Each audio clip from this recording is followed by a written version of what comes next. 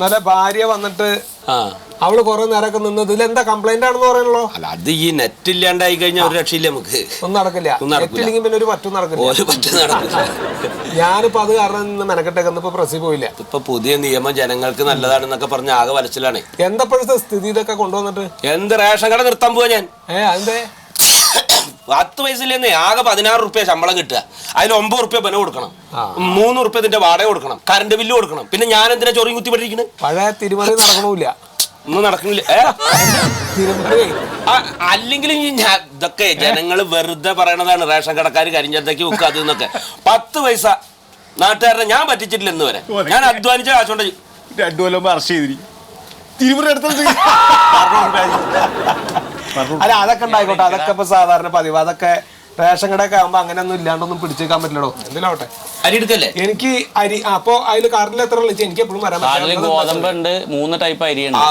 4 പേരല്ലേ? 8 കിലോ അരി ഉണ്ട്. 8 കിലോ അരി ആയിക്കോട്ടെ.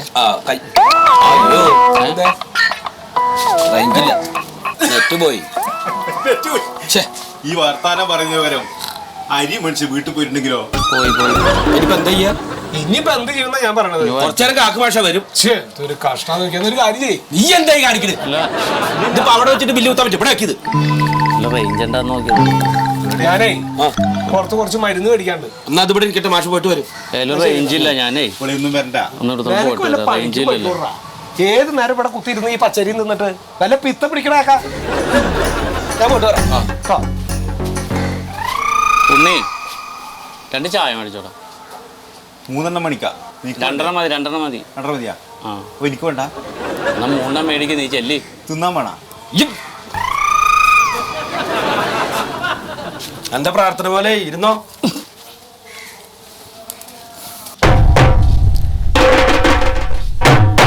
സത്യശീല വരുന്നുണ്ട്. ഇന്നലെ വന്നിട്ട് തിരിച്ചു പോയത് തന്നെ അയാളുടെ വായിലിരിക്കണ കേൾക്കണ്ട്.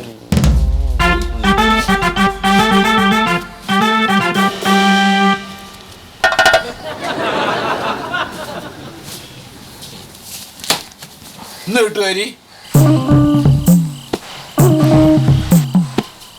ഇന്ന് കിട്ടുമോന്ന്? അതെ. എന്താ അതെ? ഈ റേഞ്ചേ. എന്ത് റേഞ്ച്? ഈ സിഗ്നല്. എന്ത് സിഗ്നല്? എന്ത് സിഗ്നല് ഞങ്ങള് പറയണത്?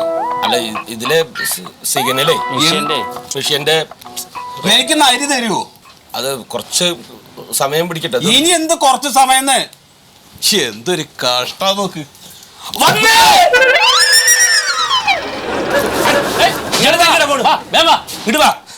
ഇങ്ങോട്ട് വാ, റേഞ്ച് വന്നു. വേഗം കാർഡ് ഉണ്ടാ. ഇനി അത് പോയിട്ട് വേണം ഇവിടെ കിടന്ന് അലമ്പാൻ. ഇങ്ങനെ വാ. കാർഡ് എടുക്കുന്നു. അതൊക്കെ പറയാൻ പോരെ. സുഖമായിട്ട് അടിച്ചേ. നമ്പർ പറ. 67 34. വെച്ചു വെച്ചു. പെരല് വെച്ചു. പെരല് വെക്കാൻ. വരല് വെക്ക്. തെളിയല്ലോ. നേരെ വെക്കി. ഒരു മിനിറ്റ്.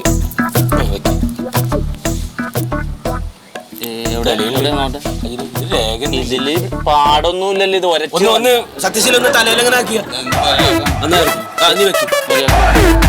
ഇവിടെ തെളിയല്ലോ. ഒരു കാര്യം ചെയ്യാം, അത് പോട്ടെ. ആധാർ കാർഡ് എടുത്ത. എന്ത് ആധാർ കാർഡ്? ഈ ആധാർ കാർഡായിട്ട് ഞാൻ പണിക്കുള്ള ആള് ഈ ആധാർ കാർഡ് പുകലിട്ട് നടക്കുവോ? എന്റെ സത്യശീല, ഇത് പുതിയ നിയമമാണത്. കൈരേഖ പതിഞ്ഞാലേ തരാൻ പറ്റുള്ളൂ. വെറുതെ ഭ്രാന്ത് പിടിപ്പിക്കല്ലോ. കഴിഞ്ഞ മാസം ഇതൊന്നും ഇല്ലാതെ ഞങ്ങൾ തന്ന എനിക്ക് അരി.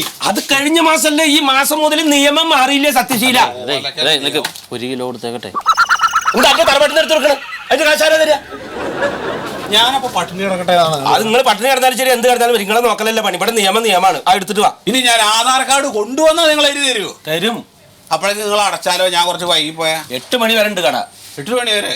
അപ്പൊ 8:05 ആയാലും തരുമോ? $1 എന്റെ കാർഡ് പിടിക്കട്ടെ. വേഗം പോയെടുത്തുണ്ടോ റേഞ്ച് പോണതിന് മുമ്പ്. കഷ്ടപ്പാടാട്ടത്. ഓരോ നിയമം സർക്കാരിന്റെ അല്ലേ? നിയമം 5 മിനിറ്റ് നിൽക്കാൻ വയ്യ. ആ ബീവറേജിന്റെ ക്യൂ പോയിട്ട് ഒരു ദിവസമാണ് ഇവിടെ വന്നിട്ട് ഈ തിന്നാനുള്ള അരി മേടിക്കാൻ അവന് സമയമില്ല. അല്ല, നമ്മൾ ഈ തെറി മുഴുവൻ കേൾക്കണ എന്തിനാണല്ലേ? അനുഭവിക്കന്നല്ല എന്താ മറിമായം.